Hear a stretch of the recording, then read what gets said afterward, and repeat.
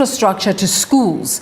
Randwater has been appointed the implementing agent, partnering with the Department of Basic Education and the Department of Water and Sanitation's National Return to School program.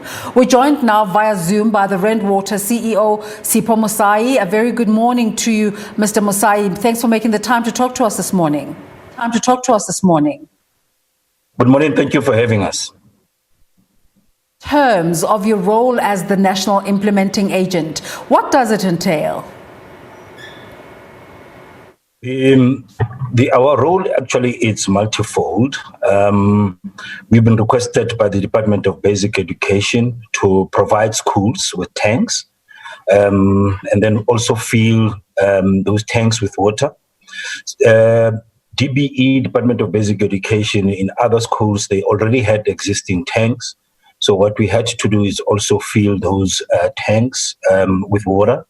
But more importantly, it's also to install some of those tanks as soon as they are delivered on site, and also assist with regards to social facilitation and the actual procurement of all that. So that entails the procurement of the tanks, supply and delivery of those, the installation of those tanks, the tankering, the procurement of the tankers to cut water to those schools, to fill those tanks that would have deployed and found on site, and ensure that that process in its entirety is compliant with the relevant legislation. In asking you how ready the Randwater is in terms of the provision of this service, I'm just going to look at part of the statement that you sent out saying the implementation protocol has a contractual value of 600 million to be payable by the Department of Basic Education to Randwater. To date, the DBE has transferred an amount of 200 million to Randwater. The implementation protocol is for Randwater to supply and install water tanks and to provide water cutting services for the respective schools during the declared national disaster period. An important second phase of the intervention is the construction of sustainable water sources for the schools through borehole drilling and pumping. So when you're supposed to get 600 million and you only have 200 million, what are you able to provide? Yeah, with the 200 million that has been provided, the Department of Basic Education has fragmented, if you like, or divided the project into various phases. The 200 million is the first phase. This is where now we have to provide 2,634 schools with water tanks and fill approximately 500 of the tanks that we have found on site with water. So the 2,634, those are the schools in the 6 provinces. So the 200 million goes towards that. In fact, to just break the numbers down in a level of detail, for the tanks themselves is about 33 million. For the tankers is 49 million.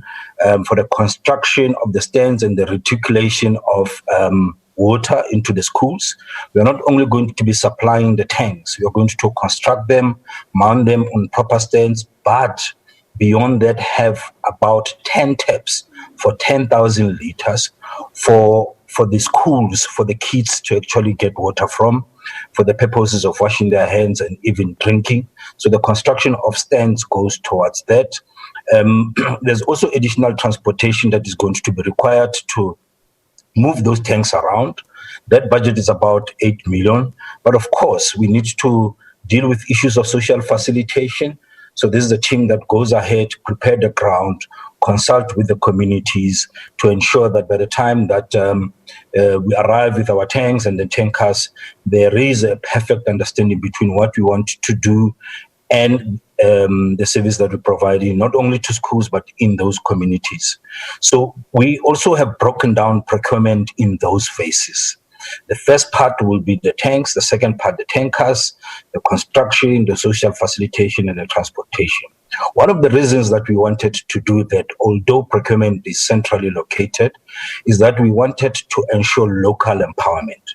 The actual of construction of the stands and the reticulation systems in schools has to be done in the communities by small, medium, micro enterprises that are in those communities. So it was important that we break it down like that. Although, again, most of the tankers, we procure them here at National. We tried to source the tankering services in the local municipalities, in the areas where we're going to be cutting water, precisely because we also want to empower the locals in getting them involved and having a slice of the budget that has been given to us. So although it's 200 million, but we have committed 163 million to date towards providing that service. What is important to also note is that we tried to also spread the cake as thinly as possible. We have not appointed one or two people. We have appointed approximately 118 suppliers in totality in the country, so that everybody gets a slice of it. Everybody gets to contribute and be empowered accordingly. So it's not one or two people. It's mainly local service providers. The work is happening in the communities on site to ensure issues of empowerment. And if time permits, there's also been a confusion around the numbers. What are we charging for what? What is the justification for all these numbers? I just want to indicate that some of the numbers that we have seen out there are not correct, and let's quickly clean them up. So with this background, it means you can't just take 200, divide it into schools, and say it's for tanks. That's not correct. You're not going to get it right.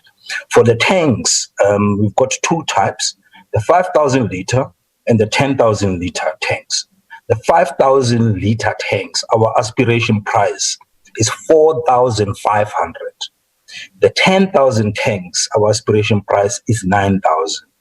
We then have the variation of approximately 20% of that number, because you'll appreciate that the prices are not exactly the same here in Johannesburg and in the rural areas. So we have that flexibility. So if you go to the nearest warehouse or hardware, you'll see that these numbers are quite reasonable. You'll get a 5,000 liter tank by something like 5,400. Supply and deliver for us is the same amount, not only the sourcing, the supply and deliver. You'll also appreciate that we move tanks from one area, in other instances from one province to another, and everybody must come into that number. So we really cut the numbers to the bare minimum. So there's no room for abuse. There's no room for inflation of the numbers, because these are our numbers. We are not price takers. We are telling the market what we are able to take. All the service providers are from the National Treasury Central Supplier Database. They have to follow the processes. Some of them have to be CIDB graded. They have to have the necessary registration. They have to be compliant, and so on and so forth. So we are very rigorous in terms of the selection of those service providers. The next part, if you allow me, it has to do with the installation.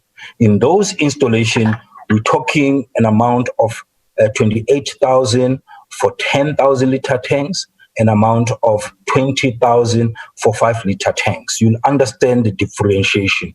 The 10,000 liter tank is big, it's heavier, so the infrastructure that we have to put is a lot more than the 5,000 liter tank. Let's run through the numbers, because some people give an indication that 28,000 or 20,000 is really exaggerated. It's not. I just want to Firstly, I understand that you want to break down the numbers in terms of the detail, but I want to ask you quickly, the only number we've spoken about in terms of allocation so far is the 600 million as opposed to the 200 million. So I want to ask you two questions. Does that suggest that you won't be ready when schools start full throttle in terms of provision of water, number one? Number two, I want to ask, is this the only allocation you're getting? Because there was an impression all along that there was money coming through from the Solidarity Fund, and that they were funding the provision of the tanks. Is that not the case? Yeah, the first response to the first question is no. What we are doing by and large with the 2,634 that I've responded to, we are augmenting what the schools mainly have. So there's no reason why the schools cannot resume. It's not that the schools by and large don't have water.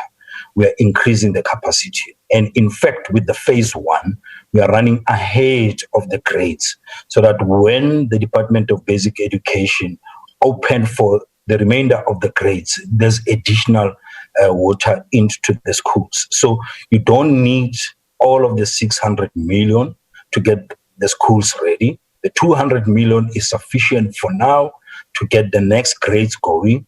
And as and when we progressively open the schools up for the additional grades, we'll progressively run ahead of that curve and install. So the answer is you don't have to we do not have to get the entire 600 million for us to resume the classes.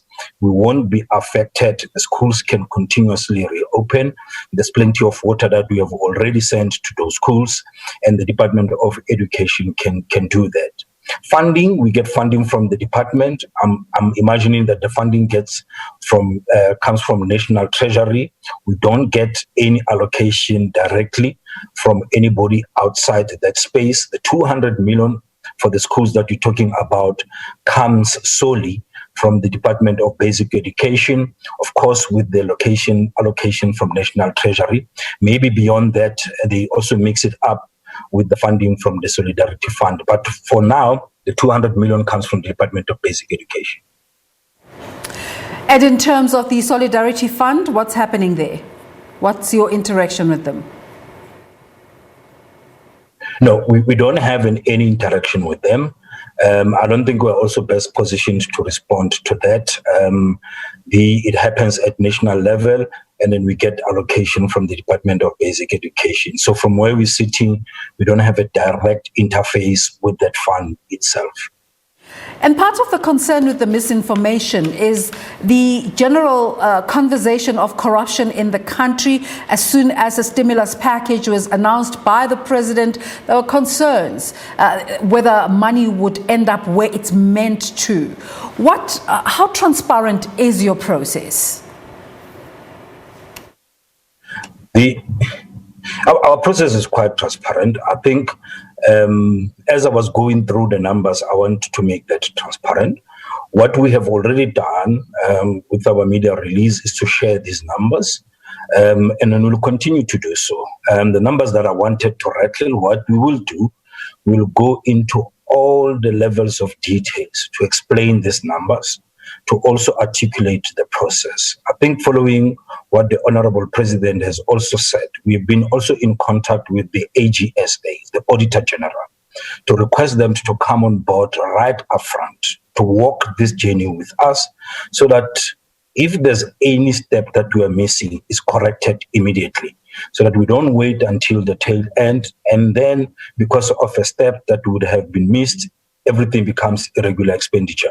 So we have internally our own assurance providers.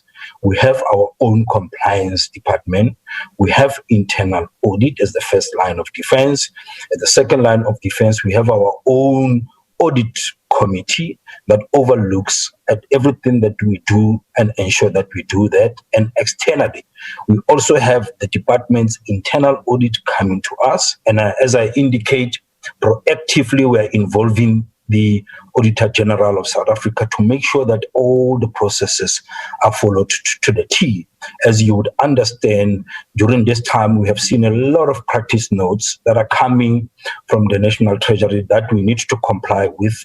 We don't want to miss any steps. So that is why we are inviting all our partners that are responsible for compliance and assurance to be on board right up front to ensure everything is transparent. From our side, all the information we have shared with the Department of Basic Education in terms of who the service providers are, 118 of them, what is the process that we have followed, where did we get the numbers, and so on and so forth. So as far as we're concerned, we are as transparent as it could be.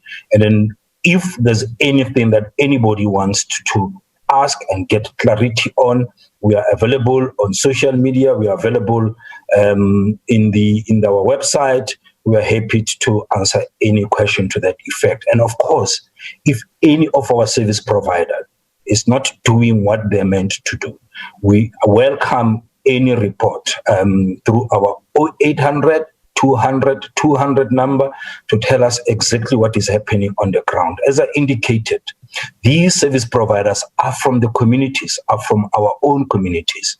So we have responsibility to make sure that as they roll out the stands, really they give us good quality work and take responsibility for ensuring that they comply.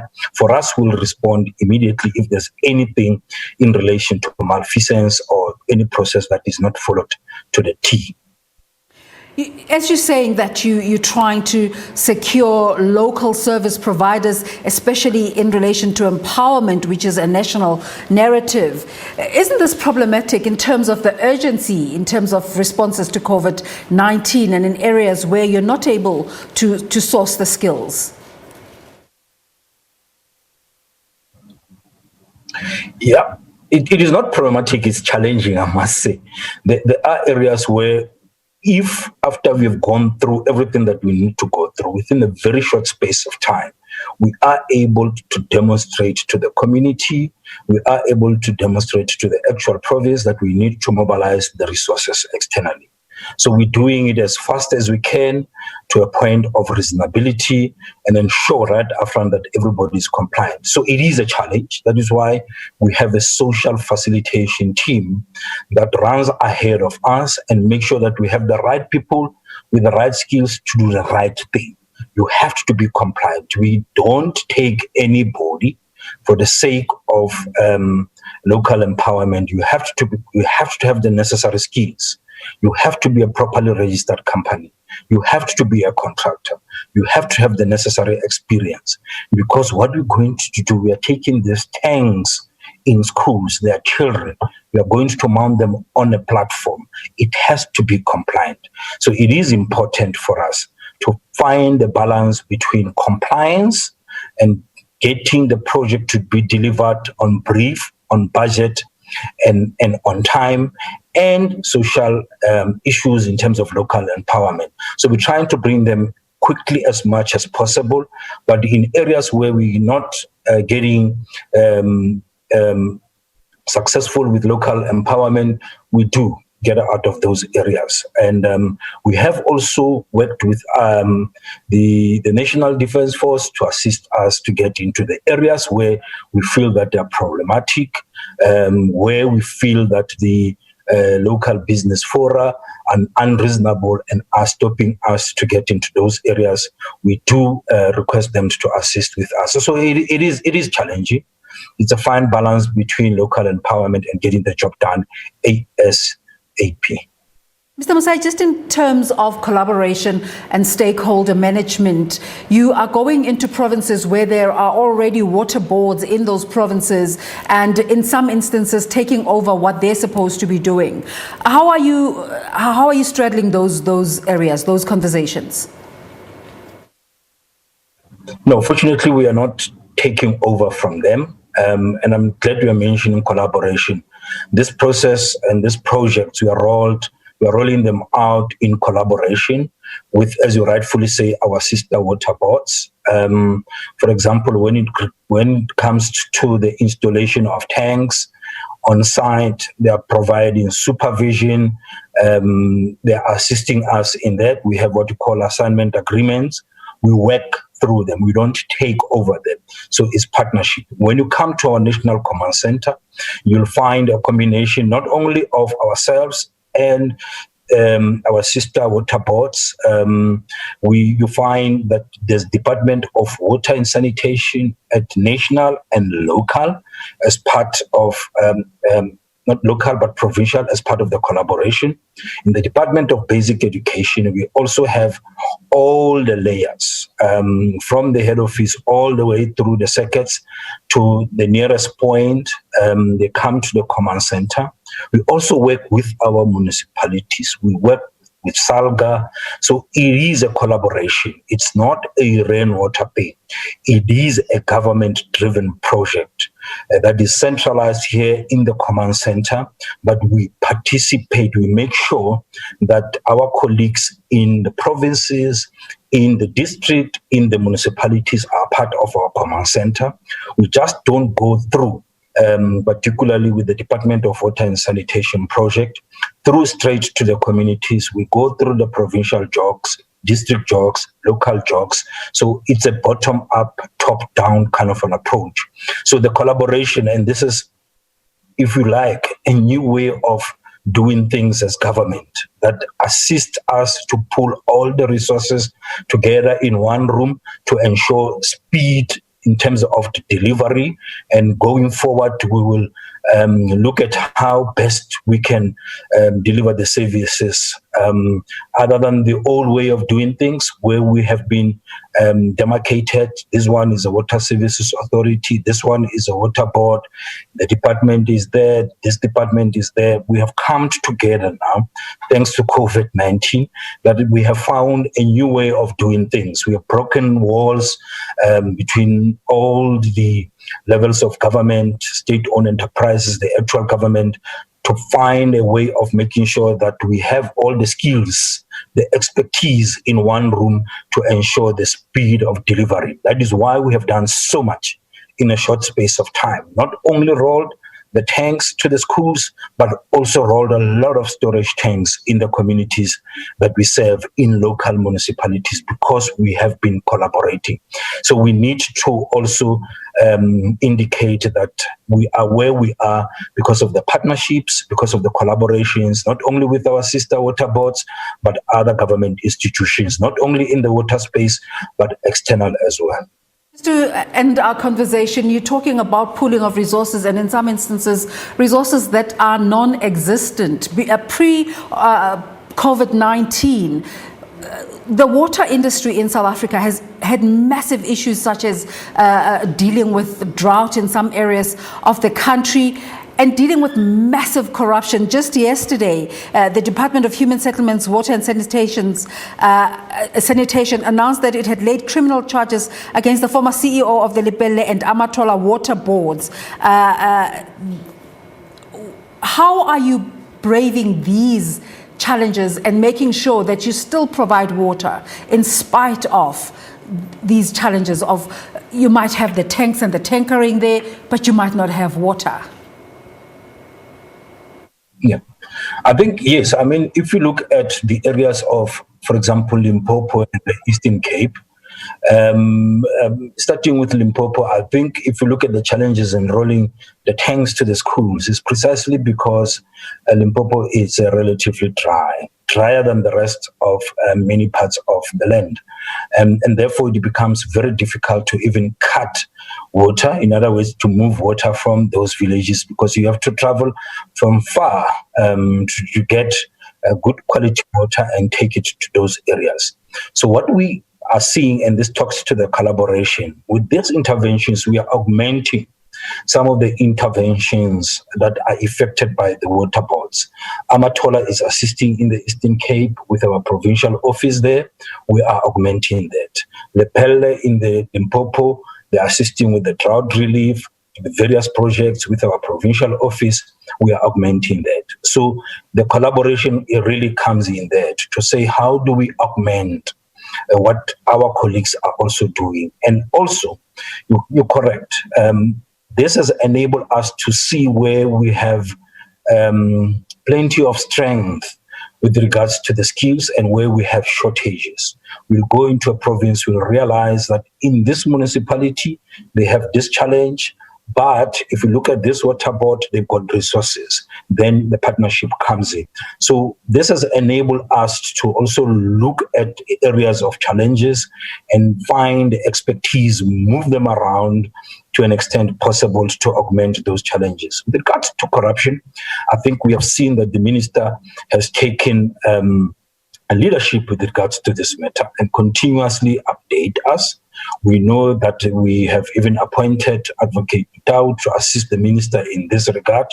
And of course, you are right, as soon as we get over this, the sooner the better, so that we can focus on the delivery of water to our communities in a country that is so dry, drought-stricken in many parts. And then we focus on what we know best, and that is the provision of water. So those things are receiving attention. Those things the minister is running with them. And from our side as technocrats, we need to leverage on our technical abilities to assist each other to deliver the services to our communities and schools as soon as possible, so that as we deal with the issues of flattening the curve from COVID-19 point of view, but we are also dealing with the issues of service delivery to our communities and our people in the land. A quick one as we need to finalize the conversation. We're chasing the top of the next hour. Can we conclusively say that you're ready to provide water to schools as the school resumption starts?